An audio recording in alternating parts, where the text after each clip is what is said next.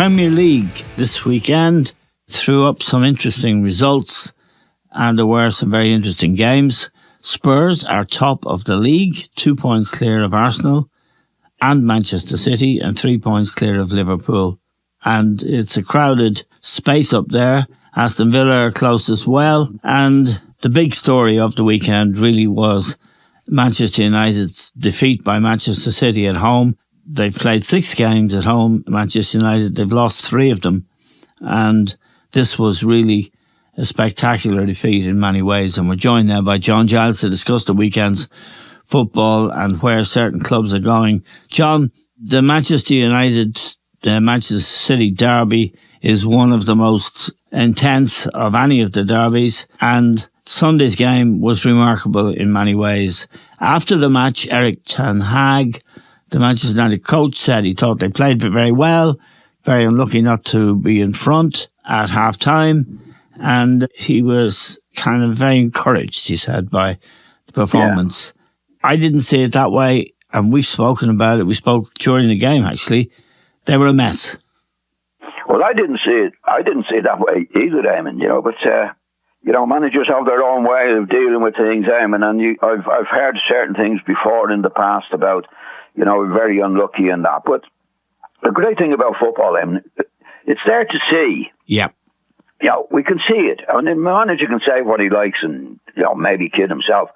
But it is one of the good things in life with football, because everybody's there. We see it in front of us, Eamon. Yeah. And I thought he was being very, very silly, to be quite honest, the way he was talking. And if he continues to look at it like that, it can only get worse. You have to be realistic and say we didn't play well. You can't kid yourself. Well, you can kid yourself, but it doesn't go very far. Not at Manchester United, John, where there's such a great tradition, and in the week just after the week when we learned of the death of Sir Bobby Charlton, I couldn't help feeling, watching the match, of the great teams Manchester United have had, and not just in Sir Bobby's era when you were playing alongside him, but also in the Alex Ferguson era when they won so much. And the one thing Manchester United always had with Ferguson in particular was spirit. You knew when you went there that you were in for a difficult, torrid 90 minutes in which you'd have to get stuck in. You'd have to match them for effort, which very few clubs could do. And of all the things that were wrong on Sunday, that absence of intensity and effort was one of the most striking. The team selection and the way they played was something else altogether, wasn't it? Yeah, which City just outclassed them. Totally, it could have been any score. And but I'm talking about effort now, John. Real. Oh well, effort is your starting point, Eamon. Yes. You don't have to be a talented player, Eamon, to have effort. Yeah. That's your starting point. And I mean, all the great players, Eamon, have effort. That's their starting point. And then their ability comes into it. You can't wander around and squander around and do whatever it takes to win a match. And I think, Roy Keane was the driving force in his particular time. Yes. There. I mean, I never felt that, Roy Keane became a great player because of his effort. He wasn't a great passer of the ball. He wasn't a Bobby Charlton. But by God, he got stuck in and got people around him to get stuck in. So that's your starting point. No matter who, all the great players, I mean, Bobby Charlton wasn't a great tackler, but he made an effort all the time to try and get the ball. Yeah. You don't have to be gifted for effort. Whereas the starting point for gifted players as well as ordinary players. And if you don't have that, you have nothing. No, and if you don't have it in a Manchester derby, or indeed a Liverpool derby or West London derby or whatever, derby games, Celtic Rangers, for example, the one thing is the tackles are going to be flying in and you're not going to have much time on the ball. Whereas City had ages on the ball, and I think for the second goal, they had 60 straight passes before Haaland put it in the net, and United didn't get a tackle in. No. Well, the thing is with them as well, no matter what you find with the great teams, no matter who they're playing, whether it be bottom of the league or top of the league, that effort is there from there. No opposition can stop your own effort. Yeah. And that's like, you could talk about Manchester City being a very, very good team or a great team, but your starting point is the effort. And if you don't have the effort, and you're also playing against better players, that's what happened with Manchester City. There's plenty of effort from them, Eamon. Yeah. Very seldom at City, when you see City play, that they're not getting tried on the opposition all the time. And it was really, really a bad performance for Manchester United. Well beaten, lack of effort or lack of whatever needed to be done when they didn't have the ball. And then you get what they got, which is a hiding. Yeah, they got a hiding. And it has to be said, John, City haven't been scintillating this season. And they didn't get off to, they lost 3 games in the trot, for example, when Rodri was out of the team. But, of course, De Bruyne is out with a long-term injury, a serious hamstring injury. They've sold Gundogan. Well, they let him go on a free transfer to Barcelona. Mahrez has gone to Saudi Arabia. And I think Jack Grealish was out on celebrations after the treble they won last year, but he did come back in for this game, but he hasn't appeared very often this season. And United, in contrast, they left Varane on the bench. Now, he's the top centre-half, John, and they played Johnny Evans, who's 35, alongside Harry Maguire, who they've been desperately trying to get rid of. That was the centre-half pairing. And in midfield, let me ask you about Eriksen in midfield. He's playing as a holding midfield player, John. He isn't a holding midfield player.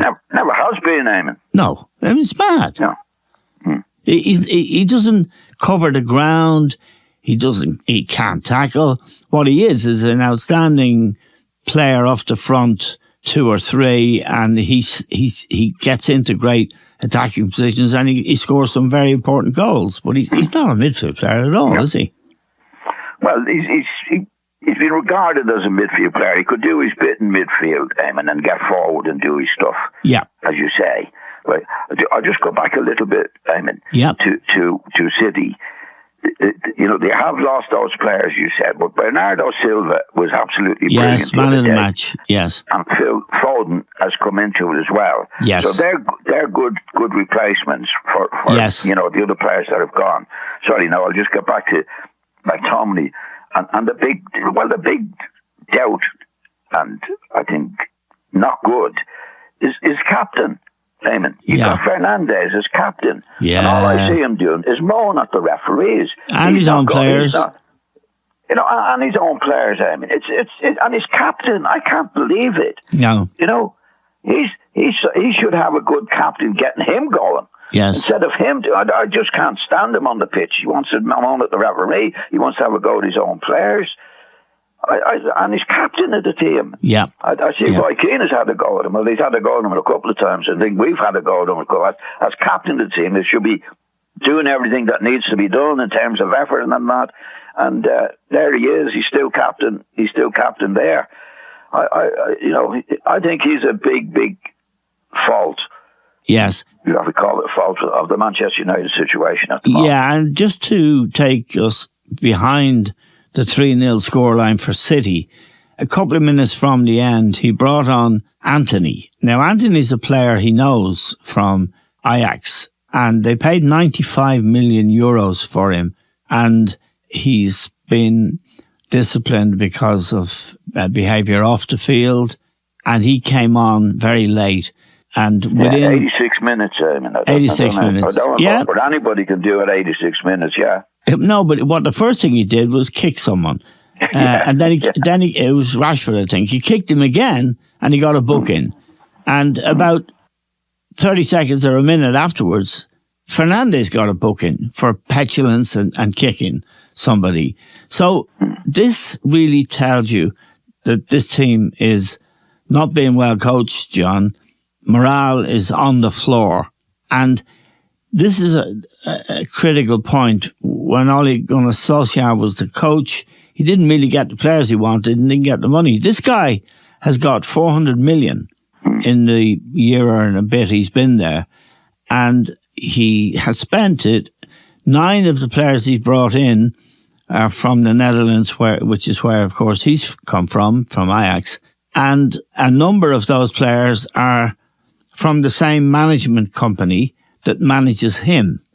That's not healthy either, is it? No, it certainly isn't, Eamon. You know, I mean, that's... and Anthony is one of those players, I think. We don't want to be saying too much about it, but it's most unusual to have that situation. You know, most unusual. And the thing, and another one I want to ask you about, Eamon. Yeah. Where did Amrabat come from? He came from there, from Holland. Yeah, from the Netherlands. Yeah. And I've seen him a couple of times now, and I can't see anything in him at all. No. Actually, he was substituted. I got 60 minutes. Yeah. 46 minutes, he was substituted on the match. Yeah. But any time I have seen them playing recently, I can't see anything in him at all. No. So it's not a healthy situation. Right. By any means, as we could see. And the great thing about football, we can see it. Yeah. No matter what happens behind the scenes or anything, we can see it on the pitch. If it's not happening on the pitch, it's not right. And it's certainly not happening on the pitch for Manchester United at the moment. No, and they have an ownership issue. The Glazers will not let the club go, although they put it up for sale, and it's been for sale for some time. But now there were two bidders. One was Sir James Ratcliffe, who's the richest man in England, we're told, and the others were from Qatar. They pulled out the Qataris because they knew the Glazers were messing, which they are. Ratcliffe has stayed in, and he's trying to buy a stake in the club. But I think it's a 25% stake for 1.25 billion. And what he wants to do is be in charge of recruitment and the playing side of things, and let the Glazers have what they really want, which is the merchandising money. Now, the merchandising money is really what they're after, and it's really where the big money is. Manchester United, in figures released last week, John, are still the richest club in the world, because despite the bad time they've had on the pitch, they still sell more merchandising than any other club. Ratcliffe will try to get recruitment and the playing side right. I would think before he does that, John, he might want to get rid of this fella, Erik ten Hag. Well, there's a good chance of that, Eamon. But to be in charge of the recruitment, Eamon. Yep. God, that's serious. Yeah. Well, the thing is, you put a director. I mean, I watched the post-match analysis. Gary Neville joined Carragher and Roy Keane to do the post-match analysis. I mean, Gary Neville, I know you've never been very particularly fond of him, and I used to think, well, at least he can string two words together. But he really is a windbag. He really is a bag of wind. He's got an opinion on everything. And he was saying that they need to get the ground. Old Trafford has been left out of the 12 grounds for the European Championships in a couple of years' time. It doesn't qualify because it's a mess. It's ramshackle. It needs all kinds of repairs. Neville was saying that the culture of the club is reflected in that situation with the ground, Old Trafford, and other things. And Keane was sitting there glowering. He wasn't really animated. And after a kind of speech by Neville, which is full of hot air, really, Keane said, well, how about trying to win the next match? It was quite, I don't know if you saw it, if you stayed for that. I saw some of it, Eamon, and he was on about the supporters, and I think what you were saying is it had actually nothing to do with the results. No, or the players. No, nothing at all. I can't even remember. I switched it off, Eamon, to be quite honest. I couldn't listen to it anymore. Yeah. But it was saying that it was something to do with the supporters. They weren't doing this or they weren't doing it. Anyway, but to get back to the situation, Eamon, I'd be very, very worried if this man who's coming into it is going to be in charge of the buying of the players. Yeah, well, I think what he's got to do. The thing is, Old Trafford, they've got to get a good manager in, Eamon. Yes, that's the thing they've got to do, and let him pick the players like the present manager has done, and he's picked them very, very badly. Yes, I mean it shouldn't be. He shouldn't be coming in to say, right, I'm going to get the recruitment right. if he gets the right manager in, that's the recruitment right. Yes, The manager then exactly. gets the players in that he wants. Yes. But it can't be interfered with in any way. If he's coming in, he's the way he's talking, he could well interfere, Eamon, which happens at Chelsea, happens with a lot of owners coming in. They think they know something about football, and recruitment is 90% of the job. Yeah. So if he comes in and he's in charge of the recruitment, Eamon, more than likely he'll be getting in the players that he wants. Right. Well, here's the point to go back to Gary Neville. Gary Neville was complaining at length about the fact that Manchester United are the only club in the Premier League who don't have a director of football. And he went on and on and on about this director of football.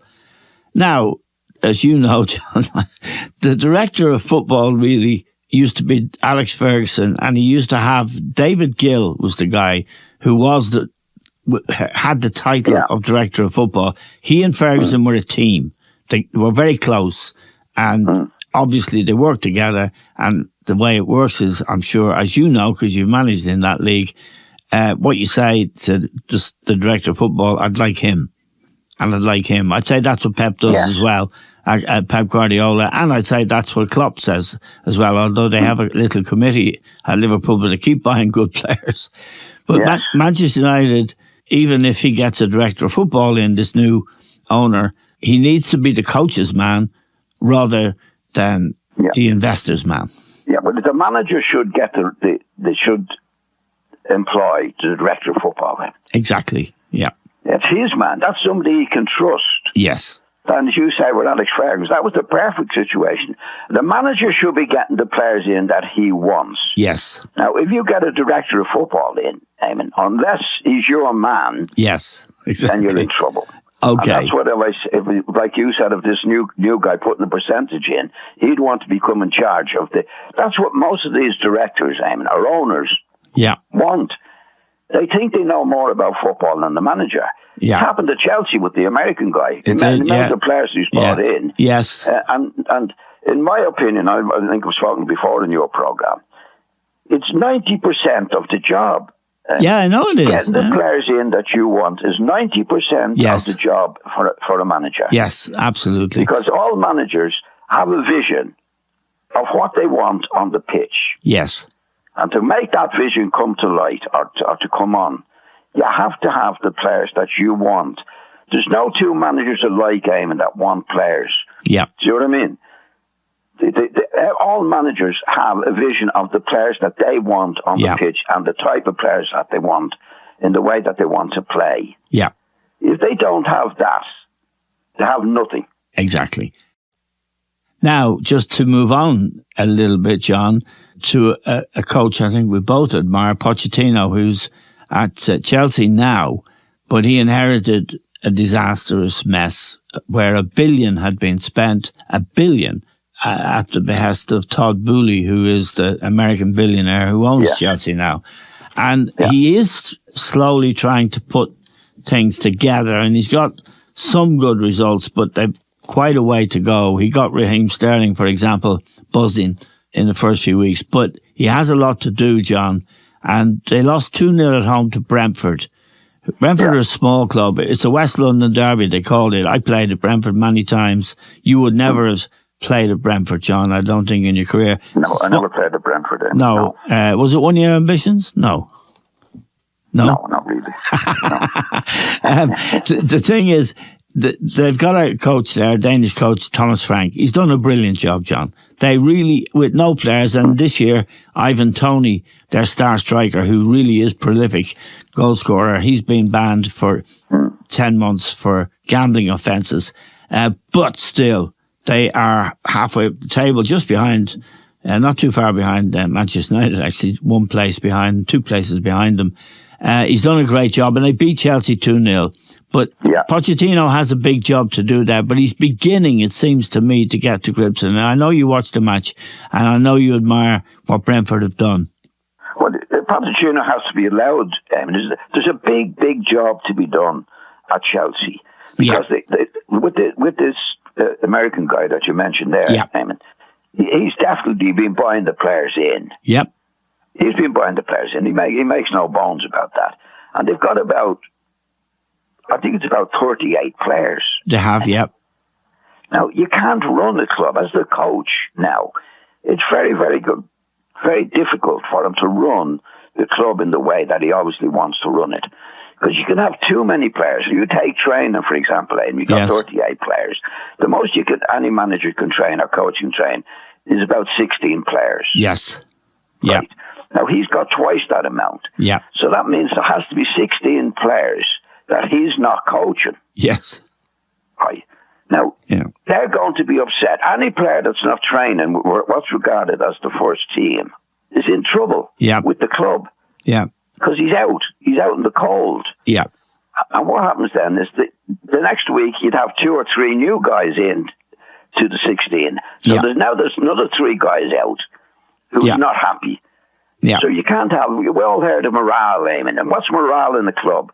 It's everybody being happy, getting on with each other, playing for the manager, playing for the team, and that's team spirit. And feeling that they are on the manager's radar. In other words, that they've got a chance.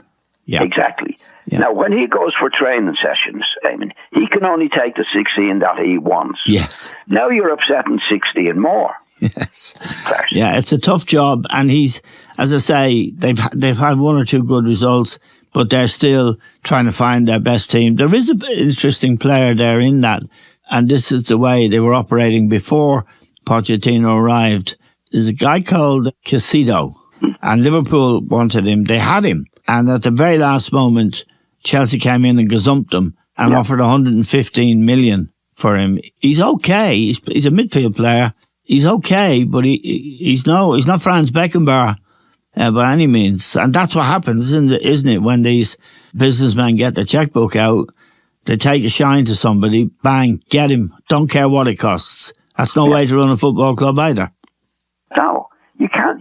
There's only one man can be buying the players, Eamon, and that's the manager who's in charge or in control of the team, how they play, and all the things that you want to do. Yeah, he's the man that says, I want him in midfield. I want Joe Bloggs at right back. They have a vision of what they want. Yeah, and if they don't get the right to do that, then you're not getting the best out of the managers that you've appointed. Yeah, and that's what's happened to Chelsea.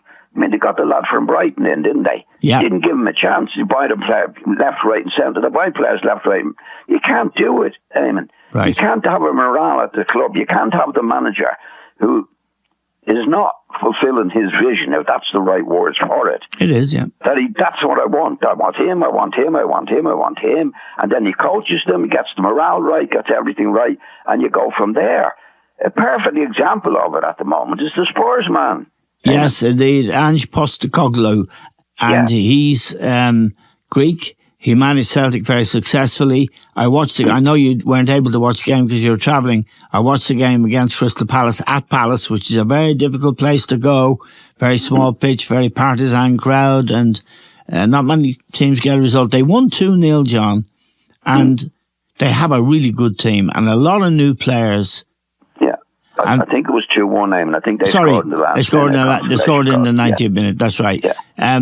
But they have good defenders, John, which is something Spurs haven't had for a long time. In particular, there's a young guy called Van der Ven, centre-half, comfortable on the ball, lightning quick, good defender, and they look a real good side. Son up front is doing really, really well, scoring a lot of goals, scored a goal on Friday night. It's turned out to be the decisive goal, second goal. The only problem they have is Richarlison, who's playing outside left, and he's not. We know his temperament is wrong, and he's not really a winger anyway. He's not a wide player. He's down the middle player. No. He's a Brazilian, but when he gets if they give him support, Spurs are going to be there, I think, until the death, John. They play great football. Yeah. Well, you mentioned the right thing there, Eamon. If he's given the support, and again, letting the manager do what needs to be done. Yes. Because as we know, Daniel Levy. Yeah, if he lets him get on with the job and backs him, don't forget, they sold Harry Kane. He's without Harry Kane, and he's doing his stuff.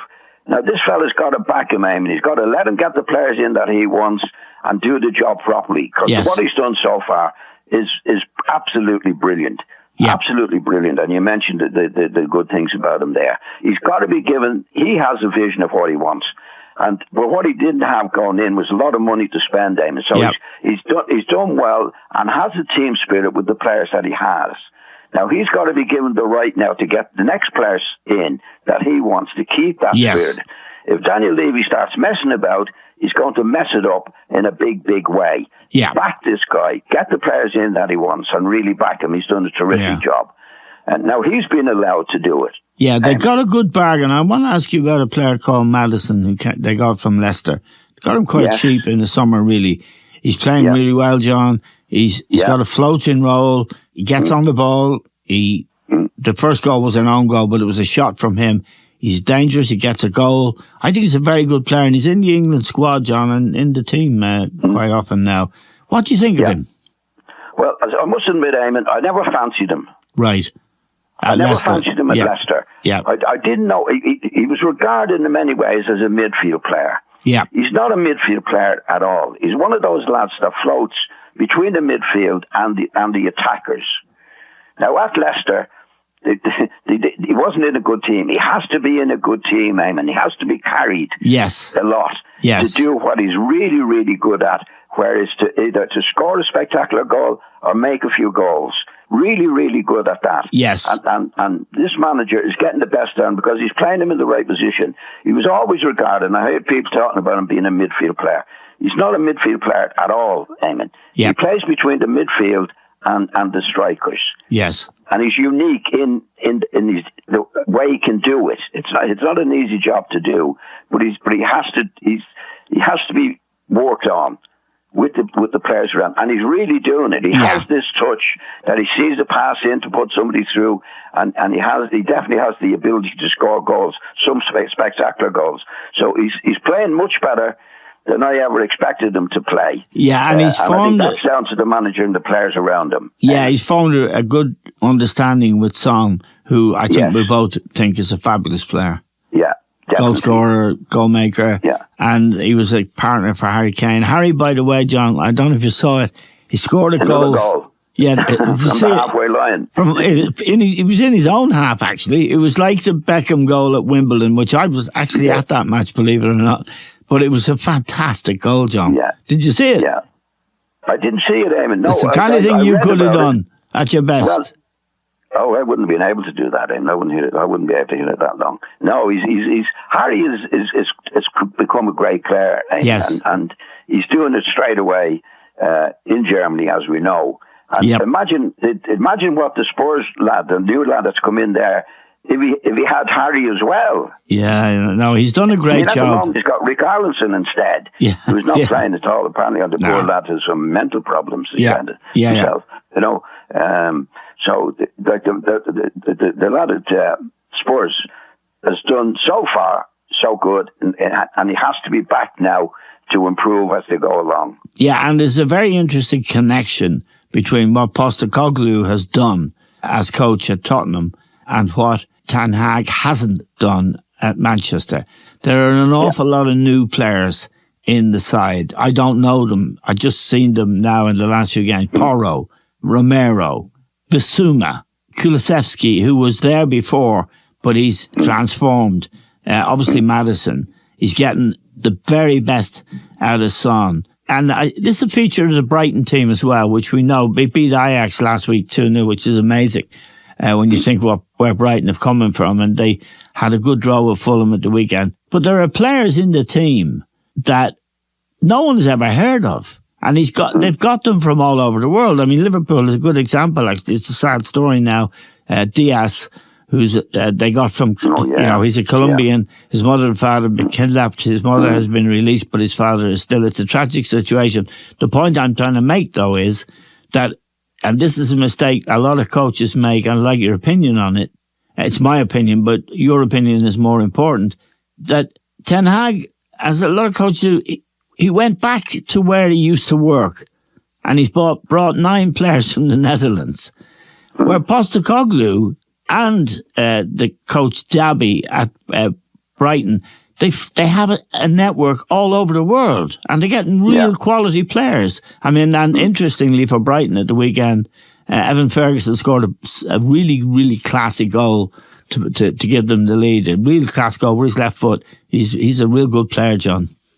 But smashing lad, then. the point I'm making is you've got to have now, don't you, as a coach, a network around the world. You've got to know where the players are. No good going back to Ajax, or whatever, to buy players from the Netherlands. It's a much bigger global world now, and you've got to know where the players are.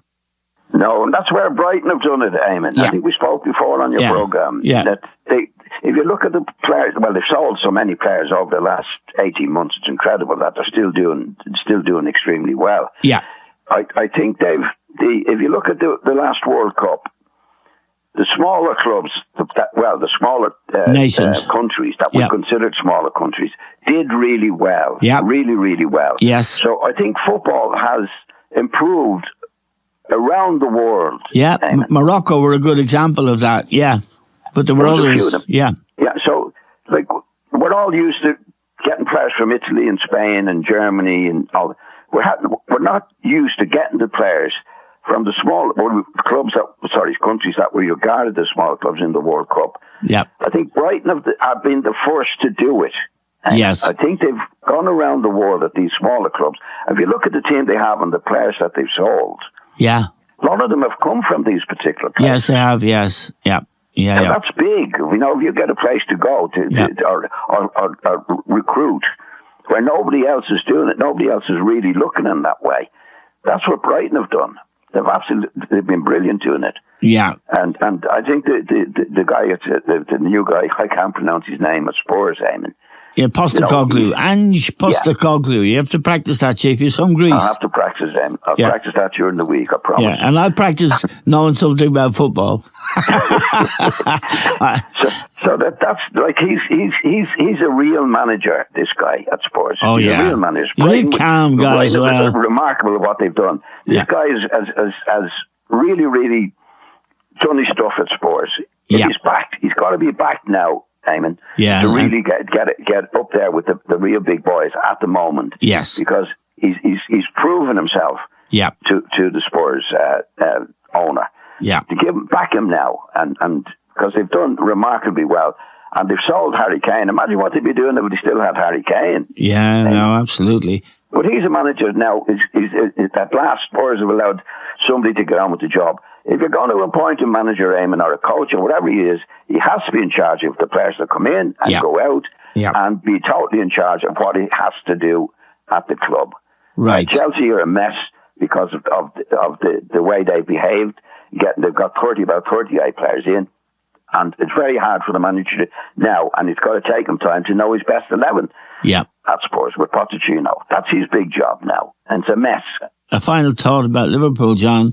They will have problems at the back. They'll always give goals away, although they didn't against us for us at home on Sunday. They won 3-0.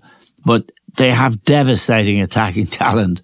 Mo Salah, Nunez, Jota, Diaz, God love him, he's suffering, I'm sure, at the moment. The goals are everywhere in that team. And they've got some very good, they've one guy in particular, Gravenberch, a Dutch midfield player, big, tall lad, really gifted looking player. Now they've lost Milner and Henderson. You need those old pros. You need that experience. But I don't think they'll win the Premier League because I think they'll give too many goals away. But they'll be up there. Just a final thought and your own thought at the moment, John. It's very early days. Only 10 games played. City appeared at the weekend, although they were playing against a very poor team. They appeared to be back better than they've been this season in terms of their efficiency, the use of the ball, and a little bit more pressing, because they stopped the pressing in the intensity that it used to be. It hasn't been there this season, but maybe that's a reaction. And the last question I'd ask you is, they won the treble, first time Manchester City ever won the Champions League. I think they did go on a kind of a celebration lap that lasted for quite a long time. They look back on song now, John, and they have to be, don't they? Because it's a much more competitive league. To be, once one season is gone, it's gone. Whatever you have, you win the treble, which they did, it's gone. It means nothing for the following season.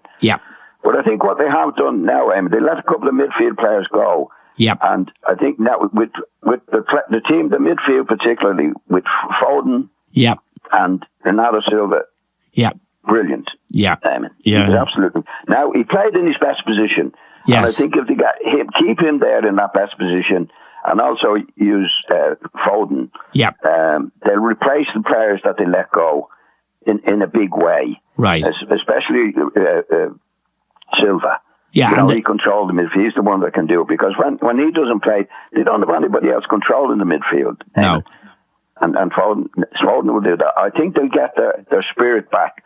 You know, I think, as you say, they hadn't played well with the same spirit, but I think they'll get that back, because they need to, and Guardiola knows they need to do it. But I think they'll come back again, Eamon. I think that's there. They got Haaland again. Haaland has to get the supply. That was going to be my last question, John, about Haaland. I think he's amazing. He's unselfish as well. He made the third goal for Foden. He's great. He's a great lad, Eamon. He plays for the team. He's a terrific lad. Yeah. And if he gets the supply, he'll get the goals. You know, there's no doubt about that. And he'll make his fair share. Yeah. Once he's got somebody up there with him doing his stuff. In the Premier League alone this year, he scored 11 goals. He's three goals clear of most If he gets the goals, if he gets the supply, he'll score the goals. Okay, John. It's always the last thing, Eamon, with the Liverpool situation. Yeah. And what's the name of the lad? His parents were kidnapped. Diaz. Yeah. It's terribly sad. Yeah, he's very, very good, very, very good player. And it could have really, really serious situations. Yes. With some countries, Eamon. Yes. Because they know these lads are earning big money. Yes. Yeah. No, it's Colombia. That's Colombia and places maybe, I don't know Colombia, I know it's the father and mother were taken. And it encourages these other countries, similar to them, Eamon, to do the same thing around the world. It's very, very, very serious. Yeah, it is indeed. I think, the situation. Yeah. And I'm sure you and I and all our listeners will agree that we hope for a happy outcome to that particularly tragic situation. Very much so, Eamon. Yeah, very much so. Okay, John. As always, it's an education to talk to you, and thank you very much indeed. And no problem. We'll give you. We'll send a teacher over to tell you how to pronounce Postecoglou. Only took me a week. It's not bad, is it? Yeah. That's very good for you, Eamon. Okay, John. Thanks for joining us. I'll be in touch. We're very grateful to John